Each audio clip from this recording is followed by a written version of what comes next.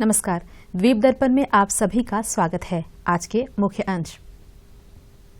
निर्वाचन अधिकारी ने मतगणना प्रक्रिया की दी विस्तृत जानकारी। पुलिस महानिदेशक द्वारा सुविधाओं का शुभारंभ। और भारतीय प्राणी सर्वेक्षण कार्यालय में जीव जंतुओं की विविधता पर प्रदर्शनी। अब द्वीप दर्पण विस्तार से। राजनीतिक दलों के उम्मीदवारों और प्रतिनिधियों को अवगत कराने के लिए दक्षिण अंडमान के जिला कार्यालय के सम्मेलन कक्ष में अंडमान निकोबार द्वीप समूह संसदीय निर्वाचन क्षेत्र के निर्वाचन अधिकारी अर्जुन शर्मा की अध्यक्षता में बैठक आयोजित की गई। उन्होंने 4 जून को वोटों की गिनती के लिए निर्वाचन अधिकारी के कार्यालय द्वारा पालन की जाने वाली भारत के चुनाव आयोग के निर्धारित दिशा निर्देशों के अनुसार मतगणना प्रक्रियाओं के बारे में जानकारी दी। स्ट्रांग रूम सामान्य पर्यवेक्षक, रिटर्निंग ऑफिसर और उम्मीदवारों की उपस्थिति में खोला जाएगा और उनसे अनिवार्य रूप से उपस्थित होने का आग्रह किया गया। मतगणना एजेंटों के प्रवेश को दोनों मतगणना हॉलों के लिए निर्वाचन अधिकारी के कार्यालय द्वारा जारी किए जाने वाले रंग कोडित प्रवेश पास द्वारा सख्ती से विनियमित किया जाएगा। उन्होंने कहा कि 4 जून को सबसे पहले पोस्टल बैलेट पेपर और electronically transmitted postal ballot system की गिनती की जाएगी और उसके बाद सवेरे 8:30 बजे JNRM में 2 काउंटिंग हॉल में EVM की गिनती की जाएगी। कुल मिलाकर 28 मतगणना टेबल लगाई जाएंगी और प्रत्येक मतगणना हॉल में 14 टेबलें होंगी। इन टेबलों पर counting supervisor, micro observer, counting assistant और काउंटिंग स्टाफ तैनात रहेंगे और 15 राउंड में मतगणना पूरी की जाएगी। उन्होंने कहा कि भारत के निर्वाचन आयोग के निर्देशानुसार मुख्य मतगणना हॉल के अंदर वीवीपैट मशीनों के लिए एक अलग गणना बूथ स्थापित किया गया है, जिसमें गणना के लिए ड्रॉ के माध्यम से 5 वीवीपैट मशीनों का यादृच्छिक रूप से चयन किया जाएगा। उन्होंने आगे बताया कि काउंटिंग हॉल के अंदर किसी भी मोबाइल फोन और कैलकुलेटर की अनुमति नहीं होगी। निर्वाचन अधिकारी ने बताया कि मतगणना के प्रत्येक दौर के पूरा होने पर परिणामों के प्रसार के लिए पर्याप्त उपाय किए जाएंगे। उन्होंने कहा कि सोशल मीडिया प्लेटफॉर्मों के अलावा परिणामों की घोषणा निर्दिष्ट स्थानों पर सार्वजनिक संबोधन प्रणाली के माध्यम से की जाएगी और इसे नेताजी स्टेडियम में स्थापित किए जाने वाले LED मॉनिटर पर भी दिखाया जाएगा। मतगणना के दिन सड़कों पर डायवर्जन भी प्रस्तावित किया गया है। गर्ल्स स्कूल चौराहे, गवर्नमेंट प्रेस जंक्शन और मच्छी लाइन में गर्ल्स हॉस्टल के पास बैरिकेड्स लगाए जाएंगे।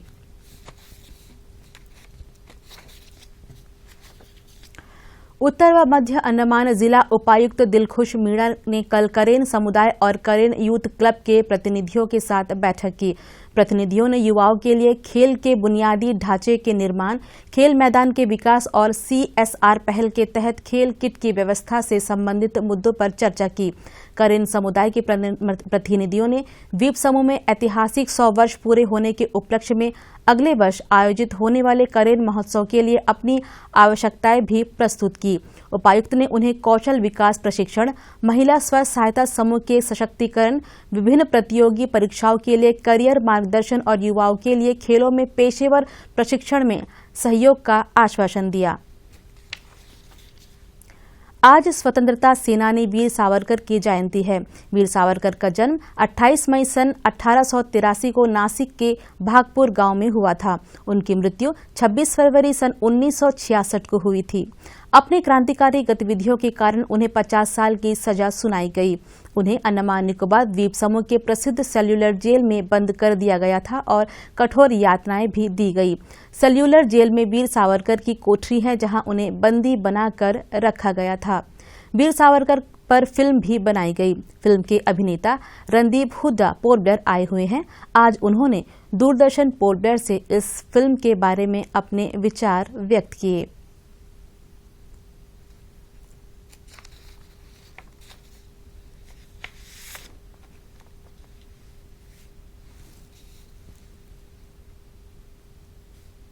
It is very special because Veer Savarkar's name is very much attached to Port Blair and the cellular jail here, and he spent a considerable amount of time here.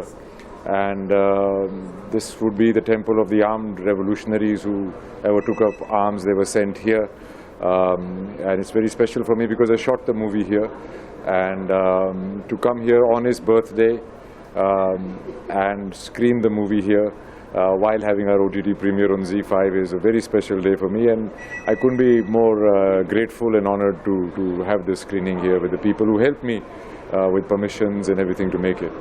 Port Blair is Andaman Nicobar Islands in itself is a fantastic, beautiful, gorgeous place. It does have a huge history as well, and of course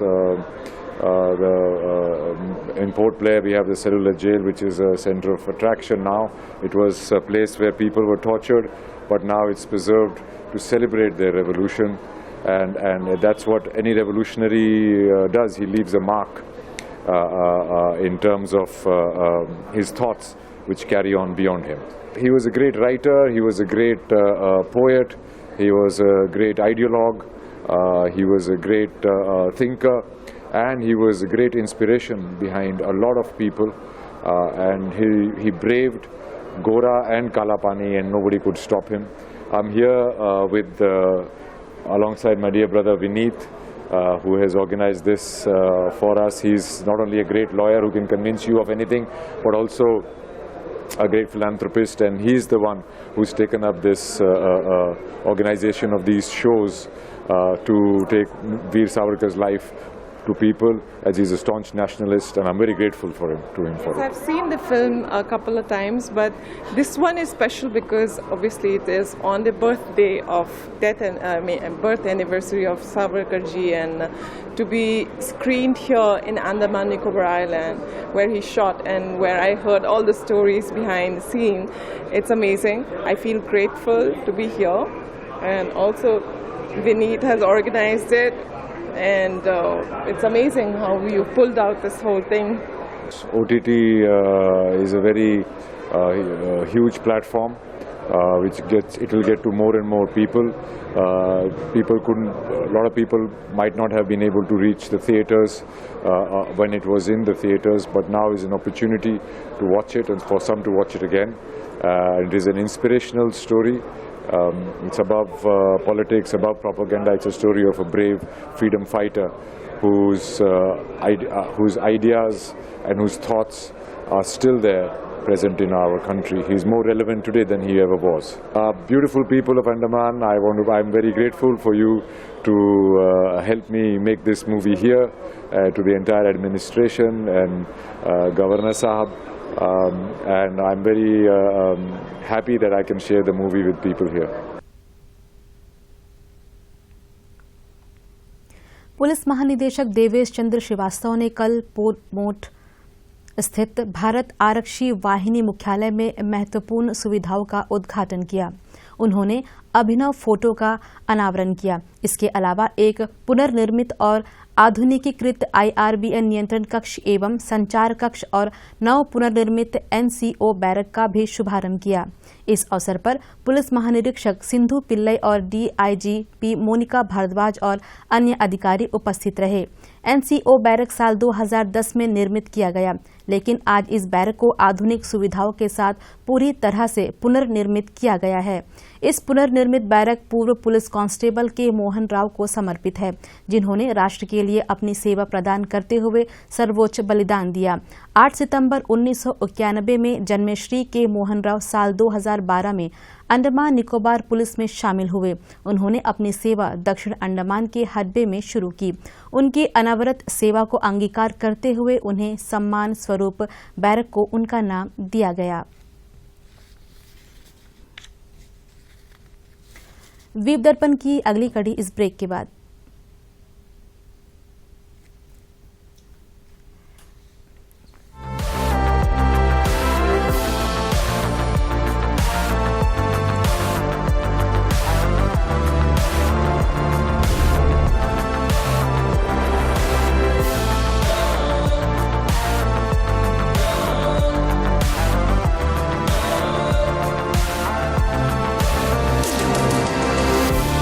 The Mahindra XUV 3XO. Everything you want and more. Bookings open 15th May. अंतराल के बाद कार्यक्रम में आप सभी का पुनः स्वागत है। विश्व पर्यावरण दिवस के उपलक्ष्य में भारतीय प्राणी सर्वेक्षण पोर्टल की ओर से आज से 4 दिनों के लिए अंडमान निकोबार द्वीप समूह के जीव जंतुओं की विविधता विषय पर प्रदर्शनी आयोजित की जा रही है। यह प्रदर्शनी लोगों के लिए सवेरे 10 बजे से 5:30 बजे तक लोगों के लिए निःशुल्क रहेगा। इस प्रदर्शनी में द्वीप समूह में पाए जाने वाले जीव जंतुओं की प्रदर्शनी लगाई गई है और उनके बारे में जानकारियां भी दी जा रही है।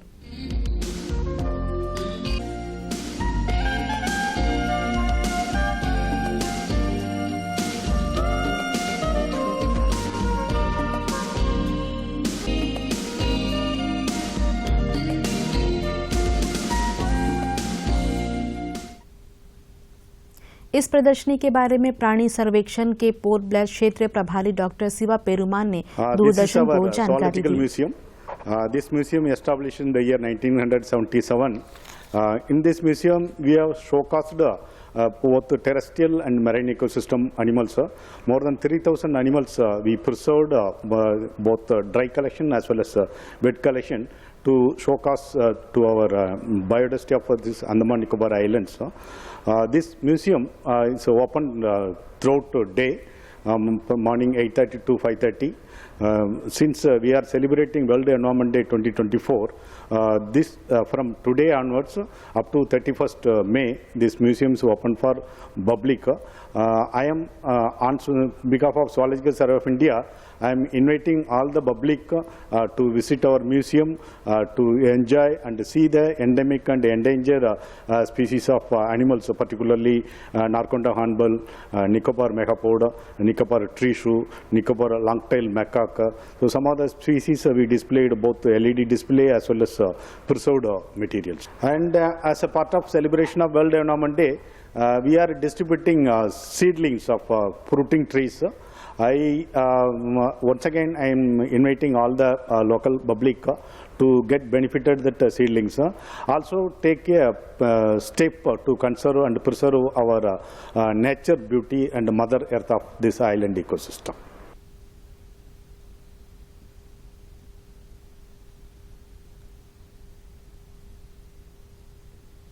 मध्योत्तर अंडमान जिला पुलिस अध्यक्ष की ओर से सार्वजनिक सूचना जारी किया गया है कि जरावा आरक्षित क्षेत्र के भीतर 88 किलोमीटर बीडी नाला पर पुल का डेक स्लैब बाई ओर यानी JPP जिरगाटांग से क्षतिग्रस्त हो गया है।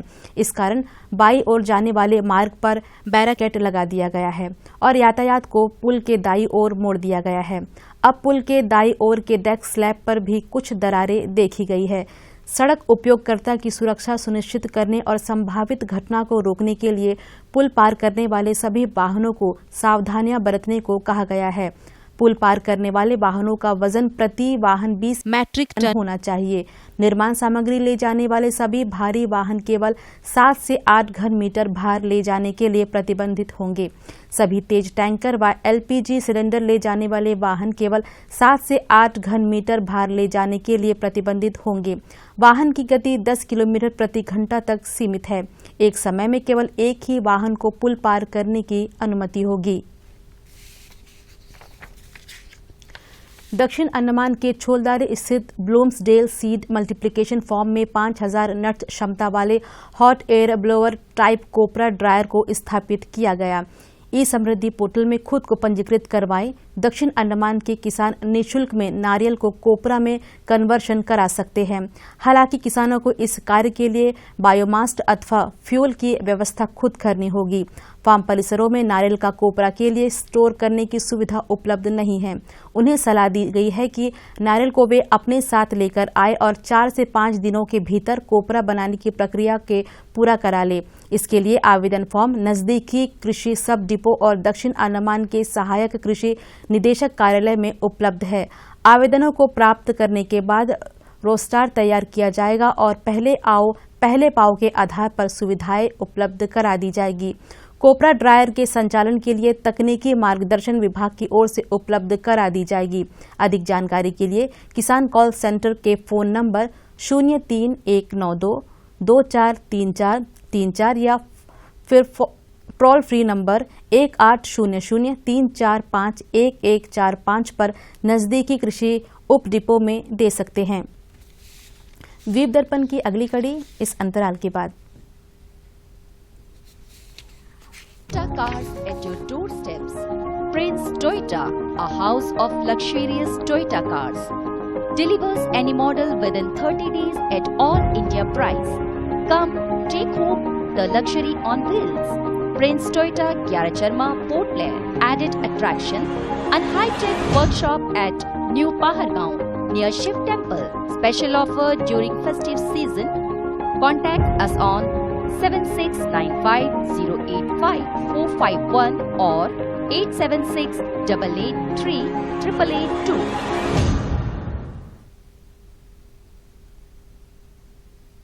कार्यक्रम में आगे बढ़ते हैं। दूरदर्शन केंद्र पोर्ट ब्लेयर कल doctors speak live phone in कार्यक्रम का प्रसारण करेगा।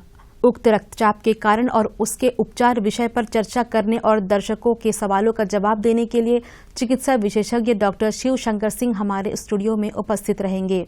दर्शक फोन नंबर 03192-244-745 और 217-213 पर डायल कर इस कार्यक्रम में भाग ले सकते हैं। कार्यक्रम का प्रसारण कल शाम 5:30 बजे से 6 बजे के बीच होगा। प्रशासन का खेल एवं युवा कार्य निदेशालय वेकेशन को ध्यान में रखते हुए स्कूल जाने वाले बच्चों के लिए हॉबी क्लासेस आयोजित करेगा। Athletics, archery, badminton, basketball, football, swimming और टेबल टेनिस में इन कक्षाओं का आयोजन होगा। इच्छुक विद्यार्थी नेताजी स्टेडियम में 30 मई तक अपने नाम पंजीकृत करा सकते हैं। पहले आओ पहले पाओ के आधार पर प्रविष्टि होगी। स्विमिंग में 150 बच्चों का ही नामांकन होगा और 4 फीट हाइट अनिवार्य है। इस बारे में खेल विभाग के सेल्वम ने दूरदर्शन को जानकारी दी।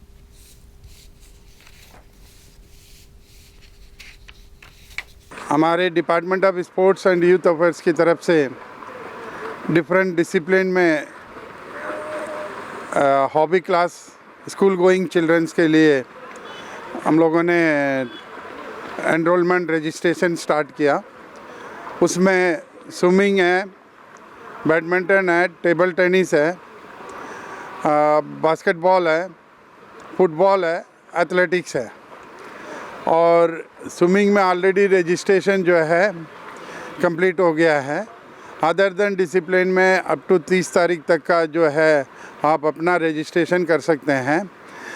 जो हमारे जो directorate of sports and youth affairs की तरफ से जो इंफ्रास्ट्रक्चर है और हमारा जो